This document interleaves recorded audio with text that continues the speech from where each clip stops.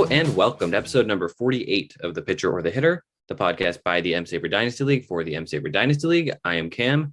I'm Sahil. And we are through the first round of the playoffs. The semis matchups are fully set. I will be playing Erik. Sahil, you'll be playing Conor. And I am nervous. As you should be. I mean, Erik looked really good last week, broke the runs record, and just overall kind of dominated Anthony. And Conor also had a great win over EBO too. So, I mean, these are four really strong teams into semifinals, and I'm really excited to see how it's all going to shake out. I think it's going to be a very stressful week for all of the teams involved, just trying to figure out, who's going to win. And I expect there to be a lot of twists and turns, which I think we also saw last week. That's true. I mean, if I'm Conor, I'm just happy to be there. His team is way ahead of schedule. They had a phenomenal year. They made it to the semis, kind of surprisingly. So obviously he wants to win it all, but he's already exceeding expectations. But especially for the three of you, me and Erik, that we are going to be just biting our fingernails all week. But yeah, it's just really exciting. I am excited. I can't wait. I am, as we record, drinking a beer that has a baseball on the side of the can, getting into that spirit. It's semis week. Yeah, wish I could be doing the same, but the law school schedule is always relenting. So I have a bottle of water next to me, and I'll be making a cup of coffee after this. But do we want to dig into the first matchup? Yeah, let's do it. And which of the two matchups in the quarterfinals did we want to break down first? Why don't we start with the Erik Anthony matchup? That was the first matchup we talked about last week for the sake of uniformity. Erik handled Anthony pretty easily, 9-3. Although at the beginning of the week, Anthony was leading, I think, through like Tuesday or maybe even Wednesday. I don't know if you remember the exact day, but Erik ended up pulling it out, and it was a pretty convincing win. Won all the offensive categories, won strikeouts, holds, and ERA, just narrowly lost WHIP, narrowly lost saves, was only 2 down in quality starts. So, I mean, even the categories he lost were close, and a lot of the categories he won, he just dominated. You're the one who's playing him this week, so I'm curious to hear your thoughts. Like, how do you feel about this matchup? Yeah, so to answer your question, Anthony led going into Wednesday. Then Erik took the lead on Wednesday and kind of widened it on Thursday and never looked back. And Anthony didn't play badly. He just didn't look like the type of team that would have been able to win a playoff matchup despite the low WHIP. Solid pitching numbers overall, unspectacular. But Erik, and especially his offense, just looked like a juggernaut. I mean, he broke the runs record, as you already said. 25 doubles was just shy of that record. 9 steals. He had 7 of them through Wednesday, only 2 the rest of the week. But just especially that offense. He found the hot hands this week. I mean, just looking at some of his guys, and he's really going to be missing Wander Franco next week if he doesn't play, so that'll hurt him.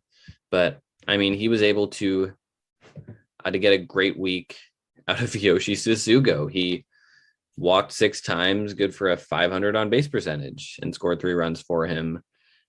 He found Nicky Lopez, who scored 5 runs and with a 400 on base. Elias Diaz, we joked about him, but he had a 400 on base percentage and homered twice. So he, again, I know we say that it's going to be hard for him to do this consistently on a week-to-week basis, but he certainly was able to do that against Anthony, finding the hot hand. It's funny because I remember a couple of weeks ago we had Anthony on, and we asked Anthony, like, who would you rather play? And he said Erik, just because of some of the names that he had on his team. And I know he like highlighted like Frank Schwindel, who had a 400 OBP, and Elias Diaz, who had a 400 OBP. I mean, you and I both thought it was crazy that he cut Jonathan Scope for Yoshi Sasugo, and Yoshi Sasugo had a 500 OBP this week. I mean, he keeps doing it. I don't get it. Teoscar Hernandez had a ridiculous week. Brandon Belt too, 619 OBP.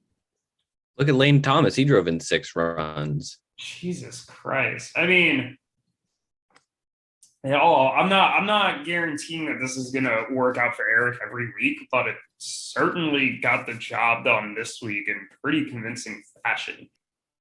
God, it really did. And I guess jumping over to the pitching, Anthony's bullpen really just had a rough start, especially back on Tuesday. I mean, if you look at his guys, Alex Reyes gave up a run. AJ Puck gave up 3 runs in a third of an inning. So that put his ERA for the day at 13.50. And he did manage to get his ERA for the week down to 3.9, but he just wasn't able to recover after a spectacular week from Erik. Nate Eovaldi for Anthony was able to get some of that back with his just tremendous start on Wednesday. But overall, Erik's pitching, he got a 2.89 ERA, 1.08 WHIP, and those 95 strikeouts. He was able to just kind of pull away, winning he only won 3 of the pitching categories, but those 3 he won handily.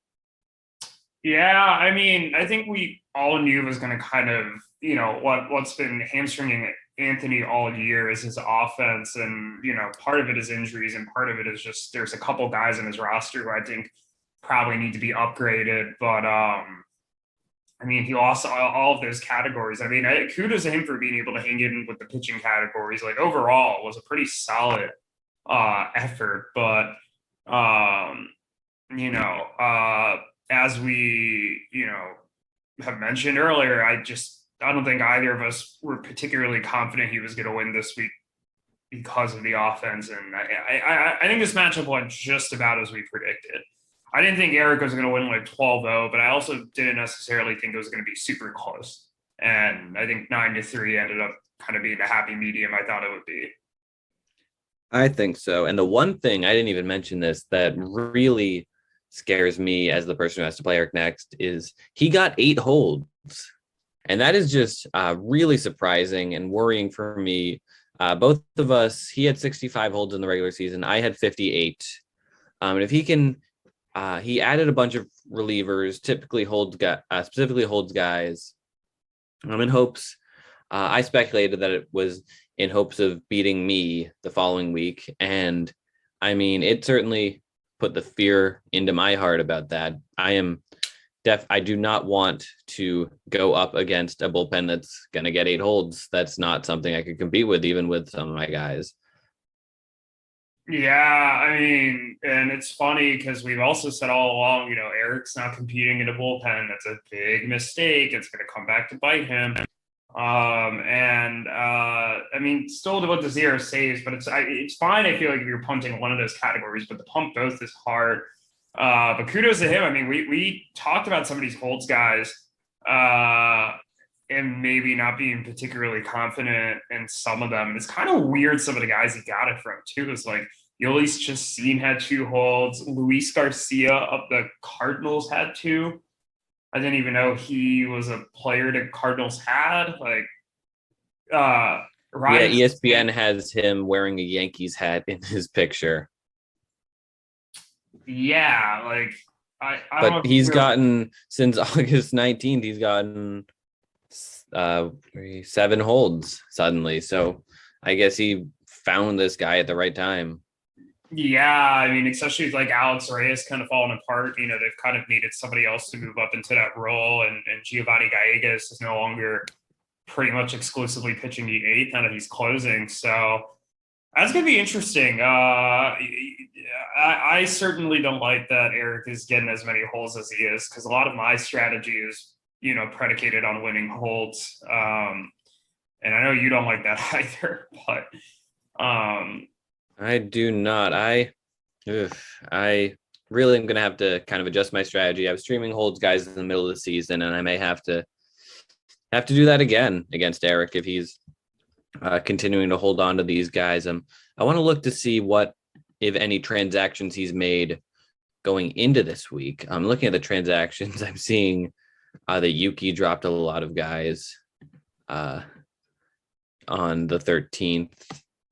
Erik, really, I mean, he added Rich Hill using a last week transaction in order to stream him Monday nights.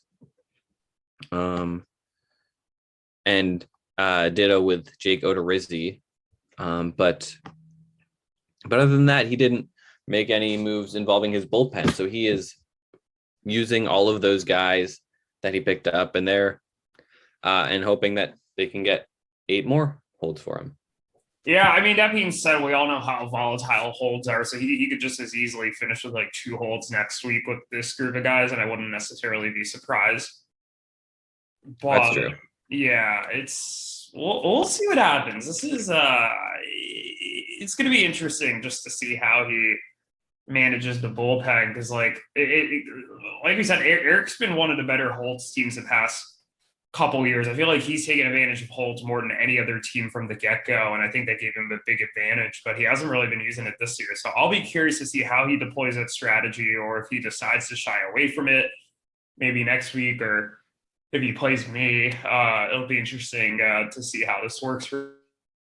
That's true. And I mean, I could very easily see him totally pivoting from this. Like, imagine, say, Hector Neris gets holds Tuesday night, Wednesday night, and he could completely flip the script and go no holds and add a bunch of bench bats to stream and try and win that way. He's got a lot of flexibility built in.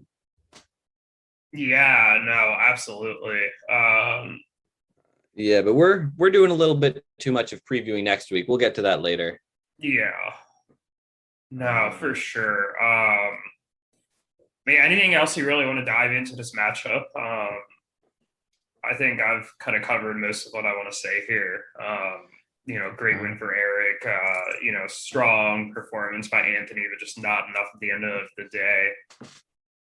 Yeah, that basically sums it up. And let's go into the other semis matchup.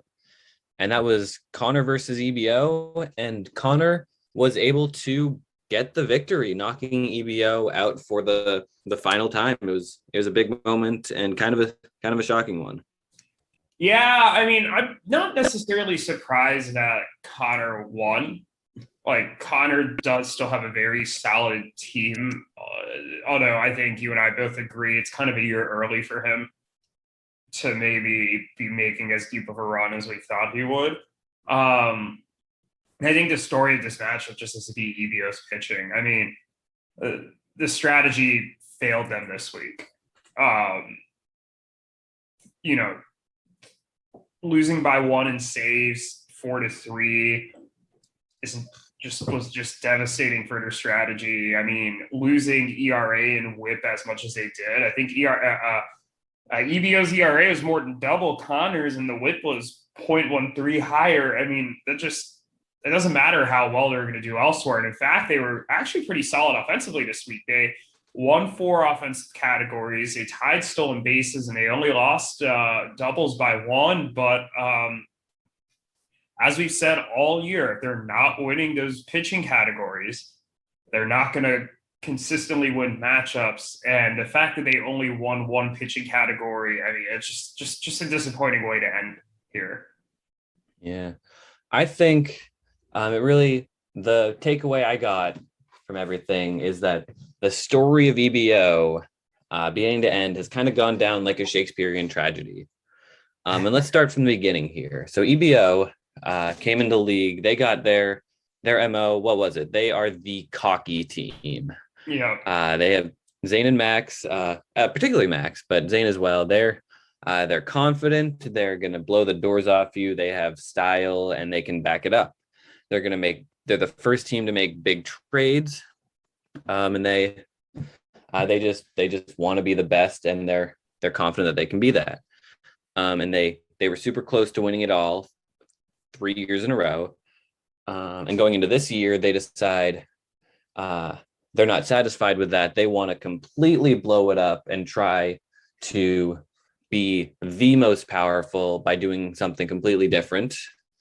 And it didn't work super well for them. Maybe they got a little greedy thinking that they could just win in a different way. It fell apart. They ended up as the 5 seed, which, I mean, all things considered is fine. And who is the team that knocked them out? It is Conor. They have been the scrappy underdog for 3 years. This is the team that that we gave no chance at the start. The ultimate underdog. I guess Team Cohen has maybe proven to be the ultimate underdog, but we purposely gave this team a bad roster because we thought it would be funny. Which, when you put it that way, feels kind of mean. Especially given how seriously we grew to take this league. But they fought back. Conor turned his assets into prospects, and then turned prospects into major leaguers. And he built a solid team that he thought could compete this year. Made it to the playoffs and eventually vanquished that cocky Goliath. And how did it happen? It happened because EBO's strategy directly backfired. Their relievers sucked this week, and especially on Wednesday, Tuesday, and Wednesday, they really dug themselves a hole, an ERA that couldn't be dug out of, and it's because of their relievers that who blew up, that they couldn't come back, and they didn't have really anything to fall back on, and they ended up losing to Conor. I mean, look at Wednesday, for instance. Ryan Presley gave up 3 runs in 2/3 of an inning. Roldis Chapman gave up a run as well as 2 walks. Richard Rodriguez gave up a run. And I mean, the prior day, Ryan Presley gave up a run. Going back to Monday was the worst of them all. And this really was what kind of, you could say, killed them. Brad Boxberger, 0 innings, 3 hits, 2 walks, 5 earned runs, did not retire a single batter, for an infinite ERA, infinite whip. And it was, I mean, they joked about, who was that Pirates reliever that cost them their season last year? EBO season? Yeah, EBO season. Oh man, I know who you're talking about, but I'm totally blanking on who it is. Yeah. Well, yeah, whoever it was, our research team will get on that and give us an answer. Kyle Crick. No, I don't think it was Kyle Crick. I think he had kind of a weird name. Not that Crick isn't a weird name. Yeah, one of their setup guy, whoever because it was Rich Rod was the closer, Crick was one of their setup guys. I think they had a second setup guy last year. I don't know who it is off the top of my head, but was it Jeff Hartlieb? Oh, could have been Jeff Hartlieb. Yeah, I think Jeff Hartlieb, maybe. Well, whoever it was, I think it was him. But it really just kind of played out like that, and that was the one thing they said they were worried about, despite the fact that it's what killed them last year. They went through with the strategy, and it happened to Brad Boxberger. And I mean, if this performance had happened on Sunday, it would be all that anyone was talking about. But I guess to sum it all up, this was a very long speech. EBO, their life in the league played out like a tragedy, and then they were vanquished by Conor today, and they are now gone forever. And it's a huge change in the league pecking order. Yeah, it's a huge loss. Kind of feels like a changing of the guard in terms of it's kind of been me, Erik, and EBO's the top 3 teams for the past 3 years. I mean, after all, those are the only 3 teams that have ever made finals appearances. And other than Erik missing the playoffs last year, all of those teams have made it to at least the semifinals in each of those years. And in fact, Erik and I will be in the semifinals this year. But it feels like you are kind of taking over that EBO position here as one of the top 3 teams and kind of one of the few teams that's been here the entire time with pretty much the same ownership. I mean, we all know Duncan left, but it's a sad day that he's leaving. I'm really bummed out, but the league's going to go on. It's still going to be great, and I'm a little disappointed, admittedly, that I didn't get a chance to play him this week, just to be able to be the one to deliver the nail in the coffin. But you know, given how this team has played all year, I'm not surprised by a first round exit. And I mean, I'm honestly pretty impressed that EBO was able to bounce back in the way that they did. You know, when it looked like they had no shot at making the playoffs. And honestly, you know, I'm really curious how much better this team would have been if Zane was a little more committed to making moves at the trade deadline. Like, had he, like, you know, not decided to leave? Because I'm assuming if he didn't decide to leave, he would have been a little more active at the trade deadline. Because I think his goal is to kind of, for the most part, keep the same team for whoever's taking over. And I wonder if that would have made a difference. And I guess we're never going to know the answer to that. But regardless, it was an honor competing against Zane for 4 years. I hope he sticks around, like the Slack in some capacity, or in the league Slack specifically. And we will have him and Max on at some point this offseason. To kind of discuss their exit. So stay tuned for that. This isn't the last we're going to hear from Zane, but they will be missed. Yeah, no, I'm definitely excited to talk with them, just kind of have a retrospective on EBO, what it was, what happened to it, and how it ended.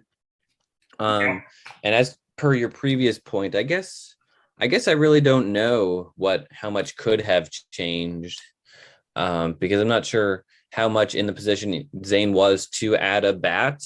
And he did win 4 of the hitting categories and tied another one. And it really came down to the pitching categories. And I guess if he had traded for a starting pitcher, he could have narrowed the gap in quality starts, maybe found another quality start some other way, and flipped whip as well in the process. So I guess there's certainly a world where EBO with a more active deadline could have flipped enough categories to make it to the semis.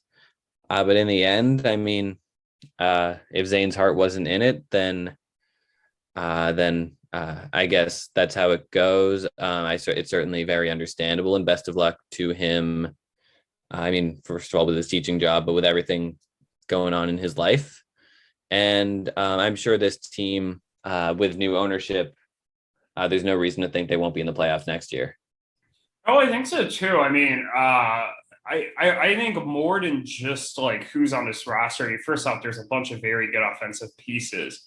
But if you're looking at the number of picks that EVO has, like moving forward, 2 firsts, 2 seconds, and a third this year, 2 firsts, 5 seconds, and 3 thirds next year. You know, a first, 2 seconds, and 3 thirds in 2024, 3 firsts, 3 seconds, and a third in 2025, and in 2026, a first and 2 seconds. So, and not to mention a farm system that's looking a lot better than it did, you know, with like Jared Duran, Bobby Witt, Shane Baz, Jordan Groshans, Garrett Mitchell, Jordan Adams, Jordan Walker, Zach Veen, Austin Hendrick, Hedbert Perez. Like, there's some legitimate names here, and I think that, you know, a team can either, you know, make a couple trades from the farm and the stock of draft picks without really making a dent in their farm system rankings or their ability to make a bunch of draft picks to help field a more competitive major league team. So I almost kind of envy whoever is going to take over this team, because I think they have a kind of a fun task on their hands. And I mean, at the same time, like, not that I think this is the smartest move, but if this team was to just be like, we're going to tear it down a bit, I mean, they could build the best farm system and just be loaded with all of the picks like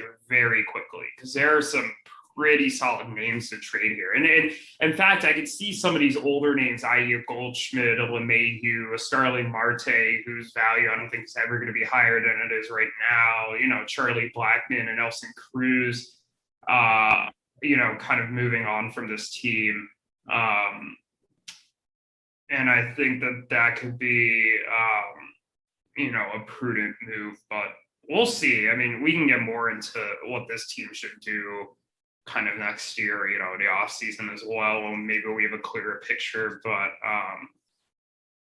and it's crazy just the amount of assets this team has. Oh, absolutely. And I think, yeah, those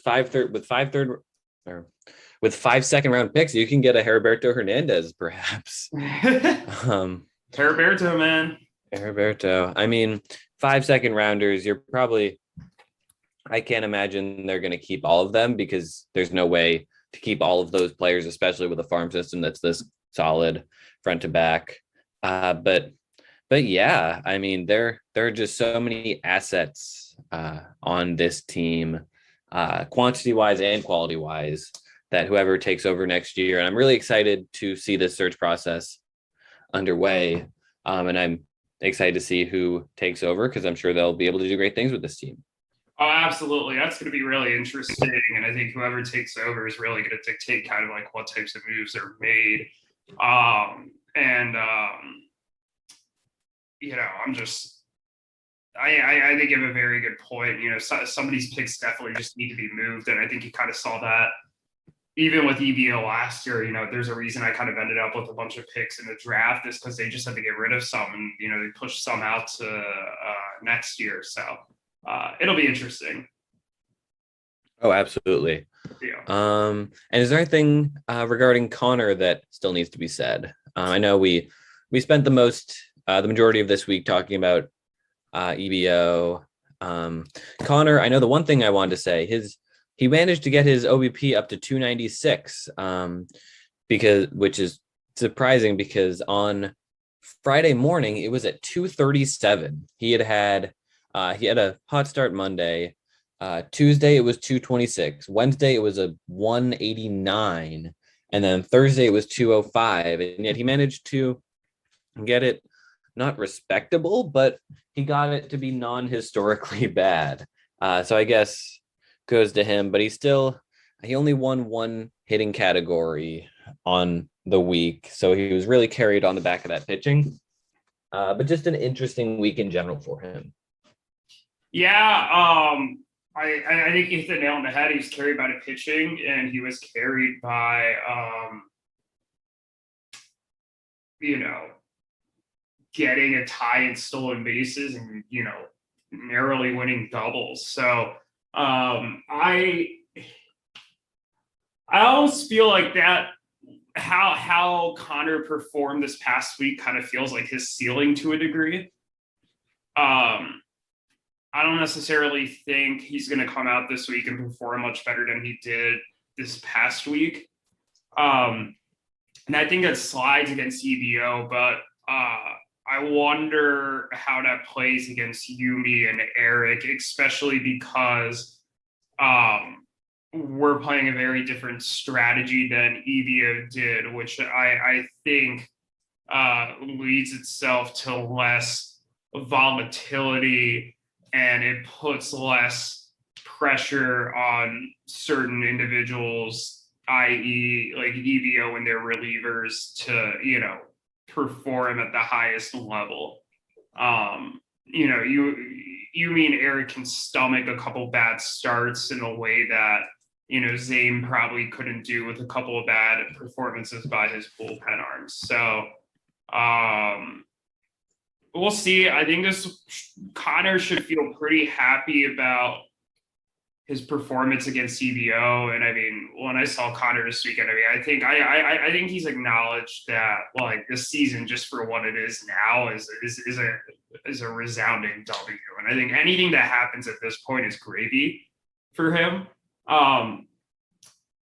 And I'm not 100% sure, that he's going to be able to move much farther past this, but it would be fun to see a Cinderella kind of run for him. It would, even if it's at your expense, it would be really fun. I mean, look at the U.S. Open women's tennis. There were two teenagers in the women's bracket, neither of whom had ever made it remotely far at a major, and they faced off in the finals. And maybe Conor, I guess I don't know which one of them Conor is, but if we could see him, I'm not really sure what my point is, but just the fact that he is an underdog, the underdog of all underdogs, and to see him progress into the finals would just be absurd. No, absolutely. I don't think anybody was seeing it coming into the season. I certainly didn't peg Conor as a playoff team. I thought he was still a year or two away, and the fact that he is made it to the semifinals this year still makes no sense to me. I mean, there was a point in the middle of the season where I forget if it was you or me. You know what? You asked me. You asked me point blank. You're like, today, without thinking, is Conor a playoff team? And I immediately said no. This was maybe around the halfway mark of the season. So, I mean, just looking even before the season, I mean, yeah, at the halfway point of the season, yeah, Conor's the playoff team was crazy. But before the season, I felt myself being especially high on Conor. But at that point, being especially high on Conor meant he could fight for the 6th seed and probably end up 7 or 8. So being in the 6 through 8 range as a best case scenario. And you disagree with me saying he would be lower. I said, yeah, this is unlikely. But I think it could happen if a lot breaks right with his pitching. And not only did that happen, he was better than the wildest expectations. Oh, yeah. And I mean, even looking at mid-season, you and I both had him as a 6th ranked team, which meant that I think we both thought he was going to kind of exit pretty quickly in the first round, but that didn't happen. Yeah, we were expecting an Anthony-esque second half of the season for him, but it really kind of, I guess their fortunes were kind of opposite of what we thought would happen. Yeah, I think we both thought Anthony at that point was kind of in a tier of their own. It was kind of like the 4th team that didn't quite fit in with the top 3, but it performed well enough to not be considered like one of the 5 to 8 teams. But good for Conor. And we'll see what happens this week for him. But no matter what, it's going to be interesting. Speaking of that, do you want to start previewing next week's matchups? Yeah, let's do it. And do we have an order we want to do these? Well, last week we talked about the matchup between the highest remaining seed and the lowest remaining seed first, if we want to do that. Yeah, let's do that. Especially since the other one is the one that has so much intrigue, even outside of what's gone on this season.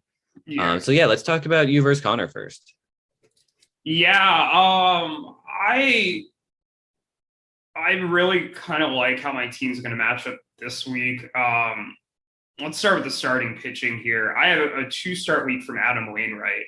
And Adam Wainwright maybe my best starter right now. It's kind of insane. I think he and Sal Perez, who I guess Conor has, were probably the 2 most impactful additions at the trade deadline. And I think Wainwright's pretty much shown a quality start every time he's come out. I know at the beginning, a lot of it was against the Pirates, but he threw 8 1/3 really strong innings against the Dodgers this past week. He ended up giving up 4 earned. I think that number was like 2 earned going into the inning. And then there were a couple of guys that got on and some inherited runners scored. But I mean, he's been lights out recently. I have Garrett Cole on Tuesday against the Orioles. So great matchup, but my only concern is that he's coming off a hamstring injury, and I wonder if he's going to be 100%. That being said, it's the Orioles. They can't be that hard to beat, right? Wednesday, I have Brandon Woodruff going up against the Tigers. He had a stomach bug. Hopefully he's over that. I don't think it's a terrible matchup otherwise. And Jose Urquidy against the Rangers, who I guess is a candidate to not start because since he's come back from the injury, I mean, he's looked okay, but he hasn't really been getting deep into games. It took him 70 pitches to get through 3 innings on September 8th. I wonder if that pitch count's going to be a little bit higher.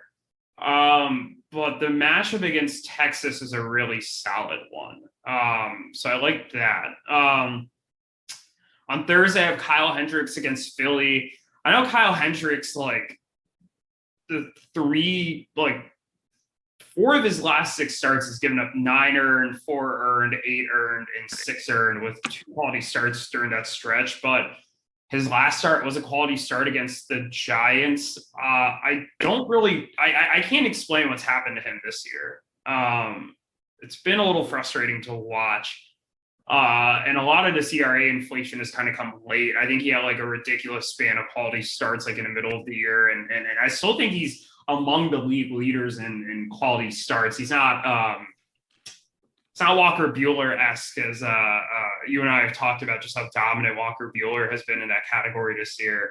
But I have faith that maybe he could post a solid start against the Phillies, although this is a little questionable. Nobody going on Friday. Saturday, I have Aaron Nola against the Mets, Sonny Gray against the Dodgers, Max Fried against the Giants. So quality starting pitchers here are just terrible matchups. Nola has a 202 strikeouts this year, but is really disappointed in the ERA. Is a 4.58 ERA. And the peripherals say he should be a lot better than he's actually been pitching. But I'm admittedly a little concerned that maybe he's not going to fully have it all together. Sonny Gray and Max Fried, and especially Max Fried has been on fire recently. He's probably been my second best starter as of late. And Sonny Gray has given up 2 runs or fewer in his last 5 starts. But the Giants and the Dodgers are very tough matchups. And especially in Gray's case, playing the Dodgers at home and the small ballpark that Cincinnati is a little concerning. And then on Sunday, I have Cole going against Cleveland, so another good matchup for him, and Wainwright against San Diego, who, while San Diego's not the most favorable matchup, Wainwright's just been fantastic on the year, so not really worried. I would also like to point out that at one point it looked like I had 5 starters lined up to go on Sunday, with Cole and Woodruff joining a group of Nola and Fried and Sonny Gray, who all pitched yesterday. Which really would have hurt, but now Cole ends up getting a 2-start week because they had to bump his start to Tuesday, and Woodruff will have a 1-start week starting on Wednesday instead of probably starting on Saturday. So I do pick up an extra Garrett Cole start this week, and both of the matchups are actually pretty favorable. So I'm excited about that. That adds up to be 10 starts. Did you want to preview Conor starting pitchers, or did you want me to keep going here? Yeah, I'll preview Connor's just for the sake of variety. I will before I do that say that I guess while I am searching for Connor starters, I will say that just having 2 starts from Garrett Cole and 2 starts from Adam Wainwright is maybe the best case scenario for you. It really is. And I mean, particularly Cole, and it's crazy that we're saying this about Wainwright, but he has just been dominant really the entire season. He was thinking about retiring, and he just pitched too well, and he's like, no, I'll pitch another season. And so he did. And you have a lot of your best starters going twice, and that'll be great for you. And looking at Connor's starters, he has no one going Monday. Tuesday, he's got how many? He's got 5 guys going, which could put him at a huge advantage, which may end up backfiring a little bit because it could allow you to kind of make adjustments that help you later in the week. But he'll have 5 starters going. He's got Giolito against LA, instant start. He's got Tristan McKenzie in Minnesota, which is good, but it's a doubleheader, so that makes it a little bit less likely for him to get to get a quality start. They may pitch him fewer innings. There's Wade Miley against Pittsburgh, which with the way the Reds have been playing lately, I wouldn't be surprised to see him get blown up. Kyle Gibson at home against Chicago is a decent matchup.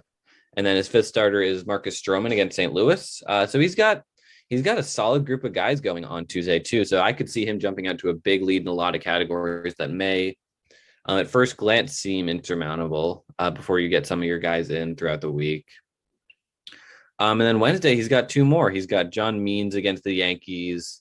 Not a great matchup. Means hasn't been the best as of late. So I could even see Conor benching him. And then he's got Robbie Ray against Tampa at home. Not an amazing matchup there, but it's Robbie Ray, so you can't exactly bench him. And he could pick up some strikeouts that are crucial too, even if he does give up 3 or 4 runs there. Nobody on Thursday for Conor. Friday, he's got Rodon against Texas. That's a great matchup, great pitcher. Rodon's been on fire this year. Moving into the weekend, Saturday, he's got Luis Patino, who he's facing Detroit. So that could be kind of interesting. Patino's not going super deep into games.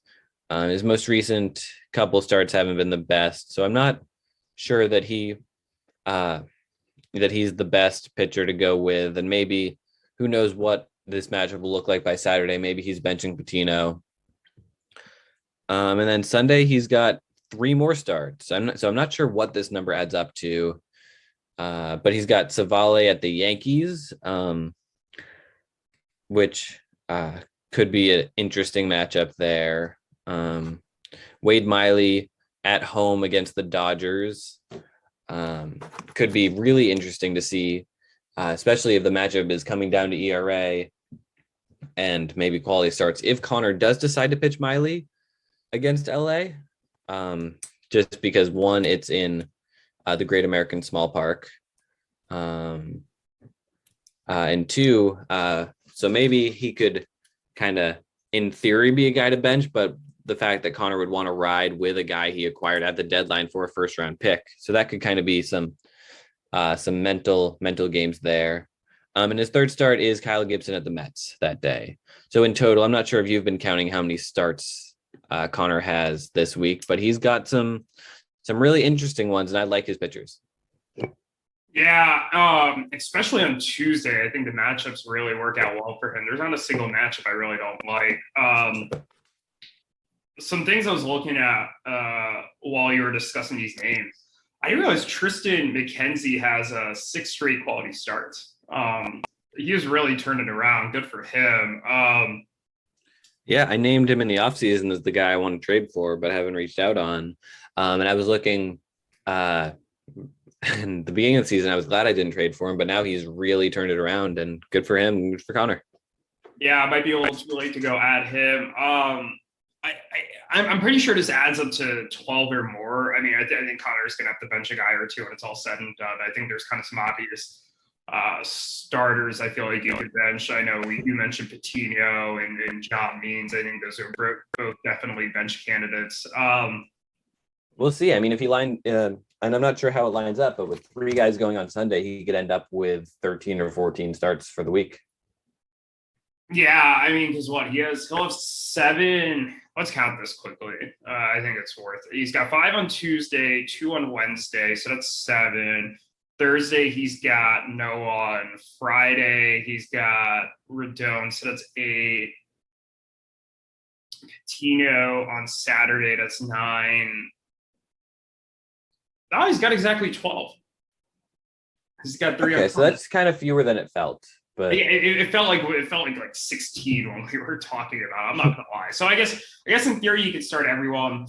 I think the question still becomes whether or not it's going to be strategic to start everyone. I think the decision that he's going to make on like Coutinho at the end of the week, for example, might depend on what his ERA and WHIP look like. And he might even pull the trigger on just benching John Means, for example, earlier in the week, just recognizing that the Yankees offense is really good. The Orioles have just been god awful. Although Means has not been as bad recently as he kind of was in that mid-season stretch. I think he's given up 2 or fewer his last like 3 or 4 starts. So including some tough matchups during that stretch. I know he played like Atlanta in one of those starts and Tampa. So I mean, I'm a little biased, but I like my guys better this week simply because I get 2 starts from Garrett Cole and Adam Wainwright, who I think are better than anybody Connor's throwing out this week.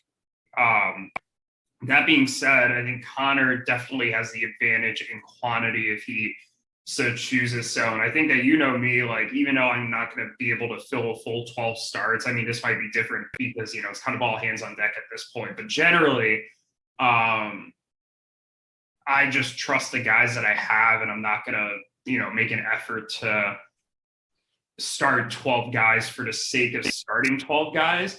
I'd rather just start my guys because I think that's better for the ERA and the WHIP. And I have 10 starts this week, so that may come back to hurt me in strikeouts. But I do think that overall, with like ERA, WHIP, and quality starts, I'm going to be fine. And especially with Conor having like Robbie Ray too. Like I think just the sheer number of high strikeout guys he has. I mean, even though I have some of them, like Adam Wainwright getting 2 starts this week, he'll probably combine for the number of strikeouts, or maybe even less than like Robbie Ray will have in his 1 start. So that's kind of where I'm at. Although I think Conor, like, I'm definitely scared for some of the pitching matchups he has this week. Where are you at comparing those rotations? yeah, I think you definitely have the advantage, but I would not count out Conor at all. I think it's really close and closer than it would be against a lot of teams. And I think the 4 teams in the semis are the 4 teams with the best rotations over the course of the season, and that doesn't seem to be a coincidence. No, not at all. And I mean, I think you saw this, you know, even last year too. You and I had very solid rotations, and we're in the semis, or in my case, I won. EBO at that point still had a pretty solid group of guys in the rotation. You know, they still had Scherzer, you know, Max Fried, you know, a couple other names. I think Sixto Sanchez was still there. And we all know how good Rusvik's rotation was last year with Bieber and DeGrom. So I think you're kind of seeing a trend here. You know, teams with good rotations are able to go far, and teams who aren't really making the playoffs, or if they are out pretty quickly in the first round. And I still think getting good, talented starting pitching is the hardest thing in this league, or really in any dynasty league. So I think you're definitely seeing a trend there. I agree. I think on the hitting side, I think I have the advantage, and you know, I don't think it's close. Like, I don't like the fact that, like, you know, Connor's relying on guys like Eddie Rosario, Dolis Garcia, Randall Grichuk, you know, Isaiah Kiner, although he's been a bit better lately. Brad Miller. You know, I really like Sal Perez, Jorge Polanco, you know, Alberto Mondesi, you know, Moncada, Robert, Eloy Jimenez. So, like, there's some pieces here. Buxton as well, finally healthy, and Adam Duvall. But he does have Jesus Aguilar in his IL, and that's huge because I think he might be leading Connor's team in RBIs, and he's certainly one of the RBI leaders in the NL. Meanwhile, you know, I only have one of my core bats on the IL, and that's Kevin Biggio, has been pretty terrible on the year. Everybody else is healthy. I'm admittedly a bit concerned about, like, I think Sean Murphy's going to get me close to 0 this week, but I think the rest of my offense should be able to give me a pretty solid amount. I guess I kind of have to worry about some day-to-day injuries with Matt Chapman and Michael Brantley, who is not starting tonight due to right knee discomfort. But I mean, other than that, like, I'm feeling pretty good about my entire offense, and I definitely think I have the better crew. Yeah, I think you definitely have the better offense, but this can also be fluky, as evidenced by some of Eric's surprising guys hitting well. And you really never know, and especially a guy like Adam Duvall, you know how his proclivity to go out for a random 3 home run, 11 RBI day is. If he does that once this week, that could really put you in a hole in terms of hitting. And anything can happen. And if Conor plays the waiver wire smart, maybe get some hitters with good matchups, then look out. Anything could happen. But yeah, you've got that advantage for sure. I will say the one offensive advantage he has, and it's not even close, is in stolen bases. Just simply Mondesi this week should outsteal everyone I have on my team. That's true. He'll. I'd be surprised if you won that category. Yeah, that's not happening. But I think everywhere else, offensively, I feel pretty good about it, especially OBP, because Conor's been running some lower OBPs this year. Oh yeah, absolutely. I would. That category, especially Conor. I mean, this past week his OBP was in the 230s for a good chunk of the week, and you've got one of the best, if not the best, OBPs over the course of the full season. Second behind you. Yeah, second behind me. That distant second. Ooh, like that. But yeah, I think you have the advantage, and especially OBP. I can't see him winning. And if he can't get on base, then it's going to be hard for him to score runs and drive in runs and all that. No, exactly. I think you hit the nail on the head. The last thing I'll bring up very quickly is the bullpens. I think from a Sage perspective, I think he has the best overall reliever in Hader.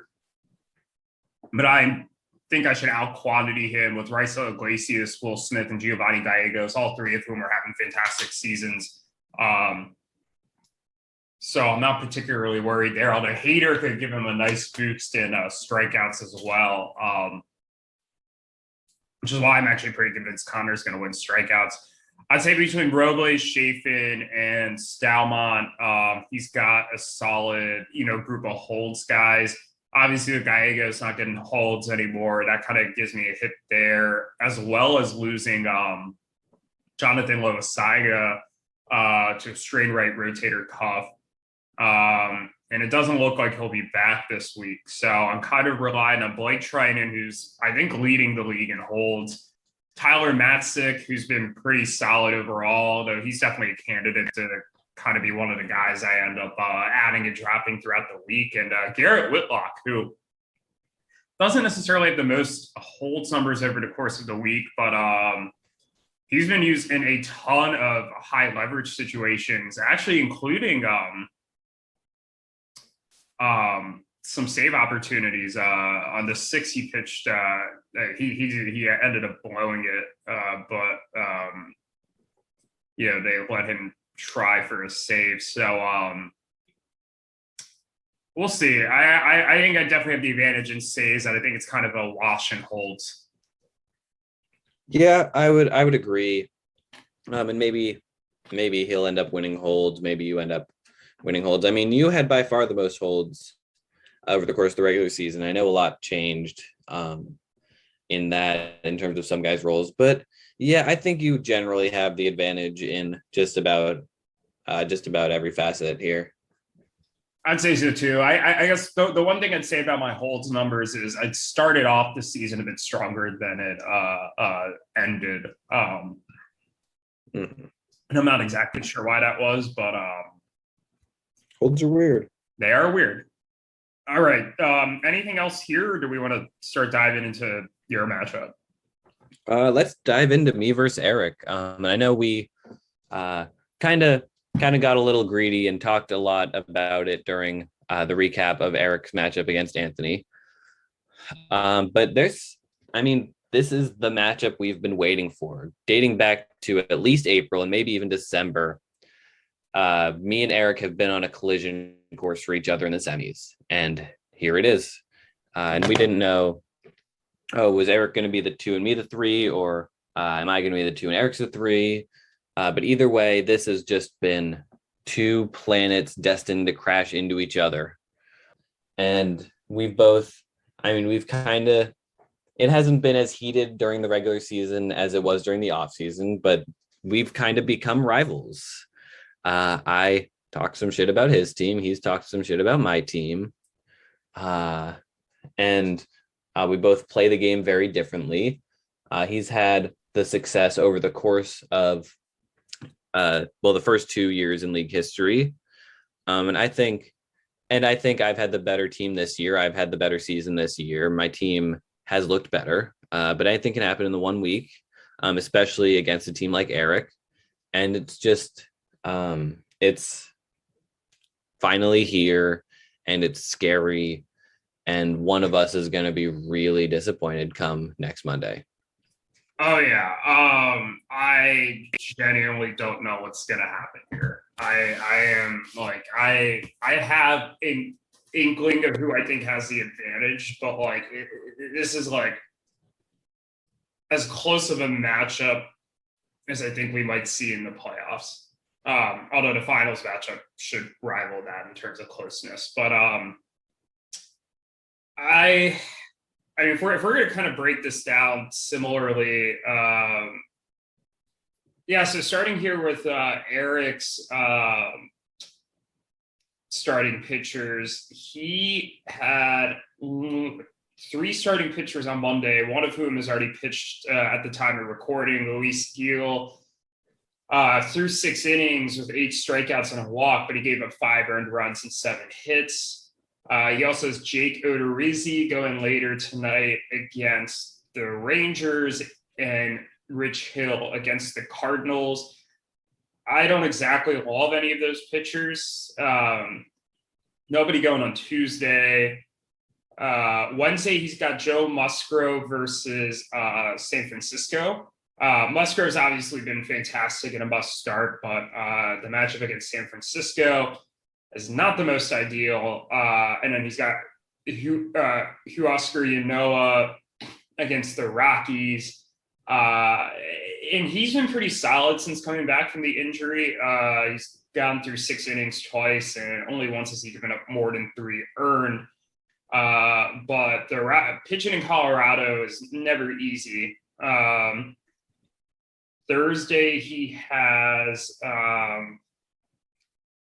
doesn't look like anybody. Actually, I take that back. Thursday, this is why I pause. I'm so confused how ESPN does this, but he's got Shohei Ohtani pitching on Thursday against the White Sox. So that's a difficult matchup. Ohtani, his last time out wasn't that good. 6 earned, 9 hits, 3 1/3, only 1 strikeout against Houston. So it'll be interesting to see if he can bounce back. Friday, he's got nobody. Saturday, he's got Corbin Burnes against the Cubs, who was part of a combined no-hitter his last time out. Dylan Cease against Texas, and then Scherzer against Cincinnati. I definitely like all 3 of those matchups, although Cease really struggled his last time out, giving up 7 earned, 5 walks against Boston, but has otherwise over the past couple of months been pretty solid. And then on Sunday, he's got Odorizzi and Hill again. Odorizzi versus the D-backs, Rich Hill against Philly. That's a 7:00 game, so I wonder if that could be a difference maker. And then he's got Lance Lynn against Texas. And it's interesting he's not pitching until Sunday. I guess he might have pitched yesterday, maybe. Yeah, he pitched yesterday. Okay. I overall think it's a solid group of starting pitcher matchups, although I'm not huge on Odorizzi and Rich Hill. Do you want to preview your starters and give your thoughts on Erik's rotation this week? Yeah, so I'll quickly give my thoughts on Erik. And having Luis Heel give up 5 runs in 6 innings is a huge relief because I was worried about him, particularly against Minnesota. And I'm not a huge fan of either of his remaining Monday night starts. I guess we'll see how they go. Odorizzi against Texas is a solid matchup, but Rich Hill, I know he's pitched a little better with the Mets, but I'm not super confident in him there. So I think he could maybe have a little bit of a hole in pitching rate stats going into Tuesday. But I think he should be fine the rest of the week. Particularly, I'm fully expecting Scherzer on Saturday to throw a no-hitter against Cincinnati. And just on the whole, I think he's got a great rotation. And he's got a big quantity of guys to get a bunch of strikeouts, get a bunch of quality starts. And the fact that he only got 4 quality starts last week is maybe a positive for me. But we'll see how it goes this week. As for my team, so let's start with Monday. Let's start with this. Shane McClanahan injured himself during the last week, during my bye week. He is now on the IL. He will not be back this week, which is just a huge loss for me. He's been great. And so I'm really going to miss him. And needing quality starts, needing some pitching volume. My only 2-start pitcher is Yu Darvish, who hasn't been super great this past week. And with his first start being against San Francisco, I'm streaming a pitcher. I picked up Paulo Espino. And I am terrified. This really has the potential to break my matchup on day one. And he's had a solid season. Some of the strikeout numbers aren't great, but if he can get 6 strikeouts for me, that'd be more than fine. His most recent start wasn't great, but he had 2 good ones in a row. I'm not expecting a quality start because he doesn't go super deep into games, but if he can hold his own, he's facing Miami, so I am confident in the matchup. I think it's just something I had to do. Because like I said, my other matchup on Monday is Yu Darvish at San Francisco, and I'm not the most confident in it. Tuesday, I don't have anyone. Wednesday, I've got Sean Manaea at Kansas City. And just kind of looking at how he's done lately, ever since. So I benched him against Toronto and he pitched super well. And then he pitched against the White Sox super well when I didn't need him. So hopefully now that I need him, he won't revert to his old ways of sabotaging my team ever since I traded for him. But he's my only starter on Wednesday. So right here, I only have 3 starters in the first 3 days. Definitely concerning, with one of them being Paulo Espino. Thursday picks up a little bit. I've got Paddock at San Francisco, which is even scarier than Darvish at San Francisco. And then I've got Tyler Mahle in Pittsburgh, which I'm confident will be a decent start. Friday, I've got Eliezer Hernandez against Pittsburgh, Zach Wheeler at the Mets, and Hyun-Jin Ryu at Minnesota, and then Walker Buehler at Cincinnati. So 4 matchups I'm very confident in. So that'll maybe help me gain some ground. Moving into Saturday, it's Darvish at St. Louis, and then Sunday, it's showing me Paulo Espino at home against Colorado. Who knows if he'll be on my team at that point? It very much depends on what goes on Monday night. Well, I can guarantee he won't still be on my team because he's very much streaming. But he might be cut and re-added by then. Who knows? Maybe he'll be on Erik's team by then. Maybe Erik will start him Sunday against the Rockies. But I think really Friday is my big day to make a bunch of ground in the pitching categories, particularly strikeouts and some quality starts. If I can get 3 or 4 on that day, quality starts, that would be massive for my team. And if I don't, then it's going to be really hard to see where some of that is going to come from. So I think I think Erik maybe has the advantage there, especially since I get just one start from Bueller and just one start from Zach Wheeler. Yeah, absolutely. I think one thing we also have not mentioned is that Chris Sale has COVID, so he's out for Erik. So that is a big loss for him as well. So you're dealing with McClanahan being out. He's dealing with Sale being out. I really like your pitching matchups this week, and I think that you kind of have a couple more top end guys than he does. I mean, Erik has Ohtani, Corbin Burns, Scherzer, and Lynn. And you have, Bueller, Wheeler, Darvish, Ryu.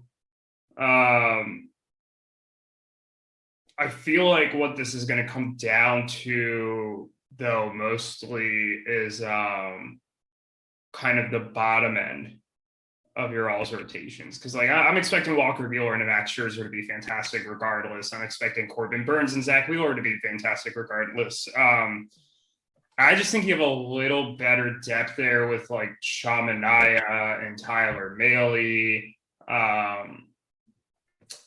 and maybe to a lesser extent Eliezer Hernandez and Chris Paddock than like guys like Jake Odorizzi, Rich Hill. That being said, he does get Musgrove for as well this week. I didn't mention him earlier. I mean, I can go back and forth on this. I mean, I think your rotations are probably relatively even. I don't know if I'm necessarily giving you one the advantage over the other, but I do kind of like some of your back end arms better than him. So if I was forced to pick one team's rotation this week, I think I might pick yours. But I don't necessarily feel great about saying that because I mean, I don't want to bet against Scherzer and then a guy who threw a quality or threw 8 no-hit innings his last time out. Like that would be irresponsible. Yeah, and I think it's really just going to come down to the hitting matchups. I think so too. And I like to think I have an advantage there because, like I said, his guys he streamed did well last week. He hasn't made any changes to those guys in the last couple of days. I suspect he will throughout the week. But I mean, I am more confident in my guys than in his guys, and we've kind of been. The good thing about this previewing this matchup is that we have been previewing this matchup since week 1. We have known for so long that me and Erik are going to face off in the semis. It has been inevitable. So we have been previewing it for so long. We've been talking about our teams in respect to each other's teams since the very beginning of the season. So I'm not really sure what else there is to be said. We know how we feel about our lineups. Everyone listening knows how we feel about my lineup in regards to Erik's lineup. So it really just comes down to execution and fluky weeks by some guys. Yeah, the one thing I will mention that's really important is Wander Franco went down with was a hamstring injury, and he had like a 39 game on base streak, something ridiculous like that. He's been really good. Yeah, 39, I think. And I think you can make the argument that he's been Erik's best offensive player over the last like couple weeks, especially with like Jose Ramirez didn't have the strongest week last week, although he did have 3 steals. Like Chris Taylor's day to day, Giancarlo Stanton, can be just so up and down. Ohtani's Ohtani, so I mean, I guess Ohtani might be the exception. Although he's been not like ridiculously elite hitting over the past week. So that's a huge loss for Erik. I mean, he can stream his way out of it to a degree, but there's no replacing Wander Franco. And, he still has Jesse Winker out, which is huge. You, on the other hand, are only missing AJ Pollock, which is, Oh, definitely. Like he's had a good season, but AJ Pollock is someone that you can kind of overcome losing. You saw Vlad, India, who I swear gets a hit every time he comes up. Lindor, Rizzo, Gallo, Soto, Grisham, Kalanick, Judge, Bryant have all been doing really well. I don't know if I mentioned Gene Segura, but he's been somehow having a good season. So I mean, I feel good about your hitting, but like also like all these guys Eric streamed last week had like 400 plus OBPs. So like who knows? That being said, like I have a hard time picking against your offense just because Erik is good at streaming. I don't think it's necessarily a reason to pick against Vlad and Soto, for example.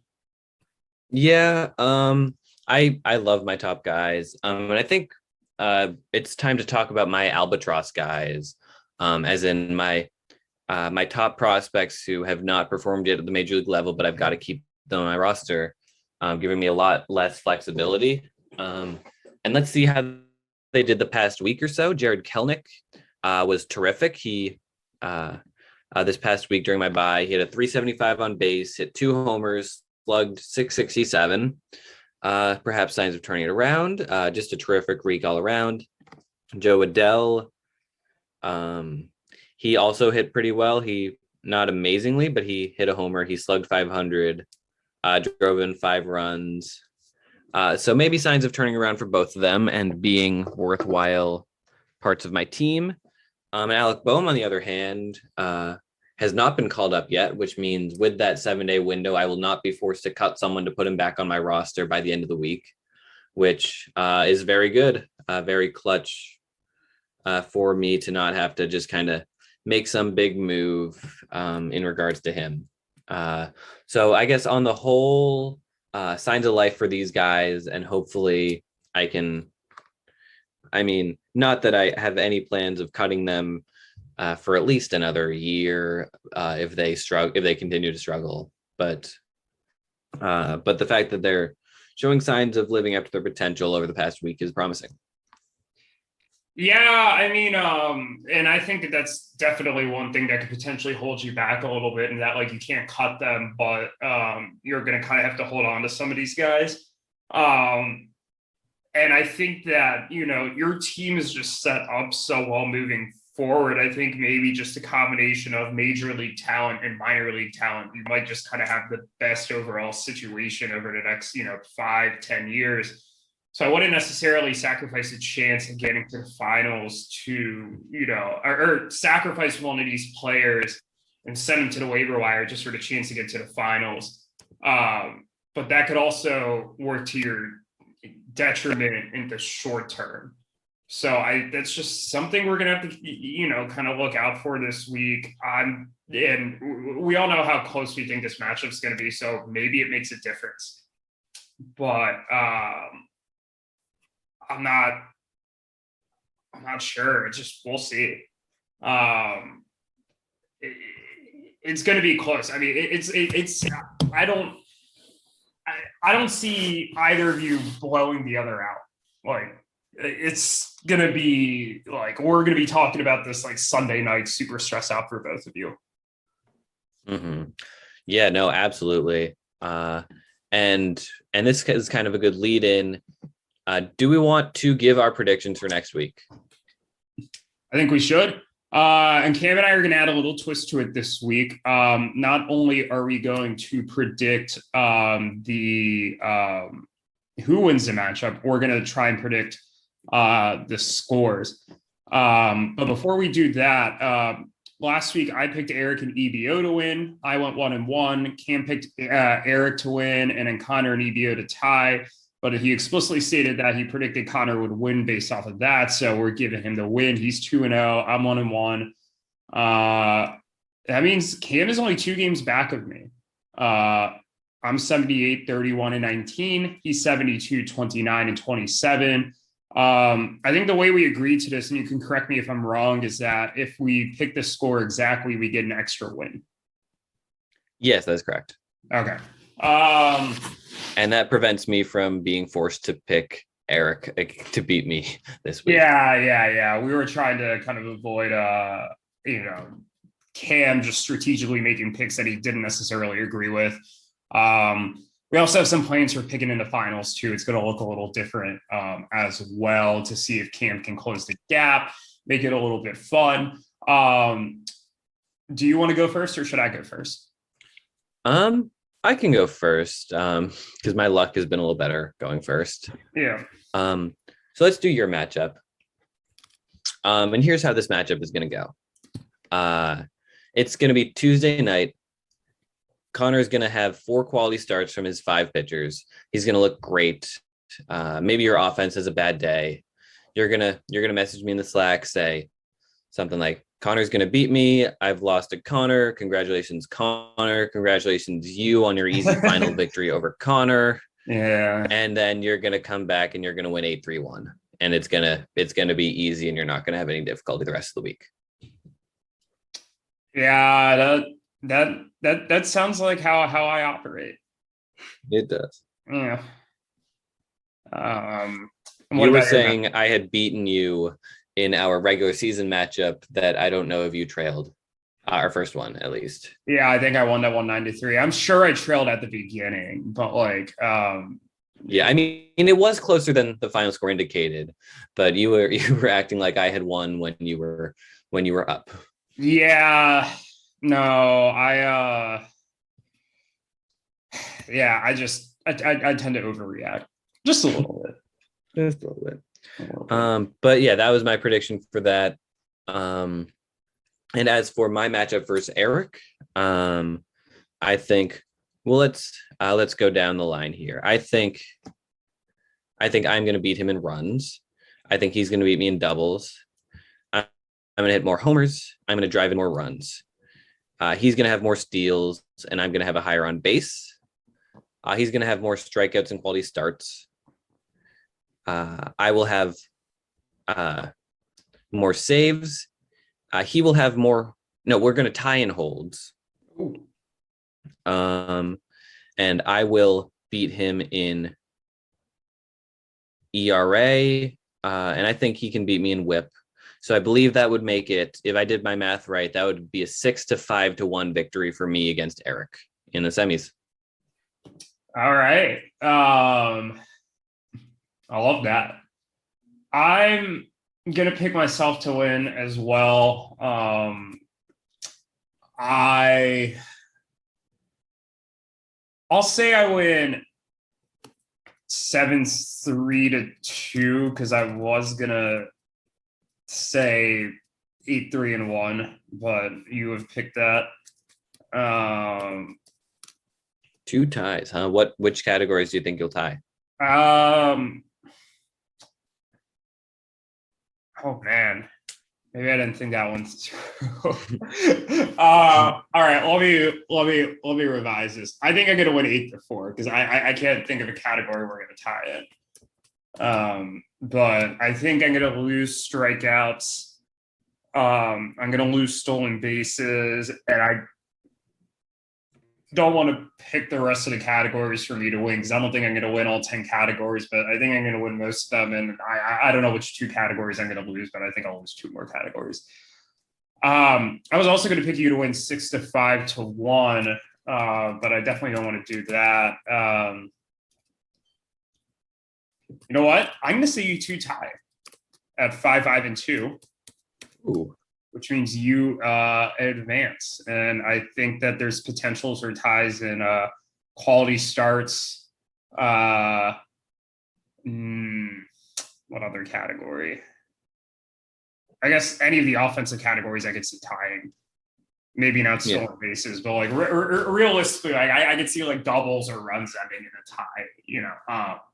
And then holds, of course. Yeah, and then Yeah, holds could as well.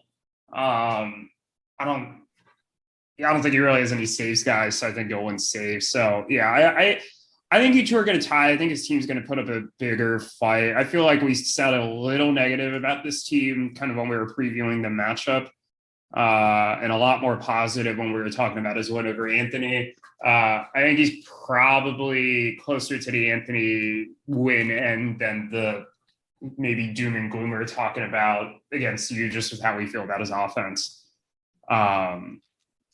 So I will pick them to, or pick you and him to tie, which means that we both expect next week that the two of us will be playing each other in the finals. Oh no, that is going to be a toxic week. Oh I yeah. can't if it happens, and I mean, and you're the heavy favorite, and I think I am the slight favorite. I think that would be fair to say. So we would be favored to face each other, but obviously, it's it would be crazy if it happens. And I think maybe, I guess the way statistics work, then maybe there's a slightly less than 50% chance, um, maybe a 40% chance of the finals matchup being the two of us against each other. But I mean, that's what it feels like, and that's kind of what it's felt like since I had my victory over Erik. And it would just be crazy. It would be a crazy preview and a fun week of recording, and just a devastating week of recording afterwards for the loser. Oh, absolutely. It's not going to be. It would not be a fun week of recording for whoever loses. So I pray to God I win. Last thing I'll add, as you speak kind of about the mid-season change, it's funny that you ranked Erik above yourself when we did our mid-season power rankings, and I think you're right. That win against Erik that you got was kind of the shift that put you on top, and I don't think you've ever really vacated the number 2 spot. I personally had you number 2 all along, like from the get-go. So it'll be interesting to see if early season you was right, or mid-season you was right, or if you're right now. We will see. I like to think that I am smarter now than I was in the mid-season. Uh, I like to but think so too. yeah, we will see. I mean, it's going to be nerve-wracking. And either one of us, I could win. And I don't think it's going to be a blowout either way. I think there's no way it doesn't go down to the wire. But best of luck to you, Erik. I know you're listening, and it's going to be a dogfight. Yeah, no, best of luck to both Erik and Conor and you this week. It's going to be a fun one. No matter how it turns out. But yeah, I mean, this is a matchup I think we've been anticipating all year. I'm really excited. Well, the UV Erik one, and then if I make it to the finals, whoever I play is also one of the matchups I feel like we've been anticipating. But like UV Erik, I feel like has been the one. That's true. I mean, we've talked about what would happen if it was me versus you, but you versus Erik would have a lot of intrigue on its own too. Just the fact that you faced each other in the finals before, and you've kind of been the two dominant forces in the league over the first, especially the first 2 years, and just the three of us are kind of the top dogs right now, and Conor's looking to break into the top group of teams, and it's just a very big week in league history, and I'm glad that we're able to talk about it like this. Absolutely. And the last thing I'll add too is that only 2 of the 4 teams that were in last year's semis are in this year's semis. So nice to see a little bit of change. Last year was EBO and Ruthvik and Nick. This year it is Erik and Conor. I guess Erik is not really new to this whole process, but Conor definitely is. So nice to see a little bit of change up there at the top. And we'll see what happens. We're guaranteed to have a different finals matchup at the very least than last year. So We are. definitely excited for that. Although if it ends up being me v Erik, that'll be the second time. It'll be 4 finals in 4 years where it involves me, Erik, or EDO. So it would be fun if somebody else can break in. Hopefully that means you break in, and hopefully that doesn't mean for my sake that Conor is breaking in. But it's gonna be fun. Yeah, it certainly is. And do you have anything else you want to say before we get this week going? No, nothing else. Good luck to everyone, and we'll be back next week.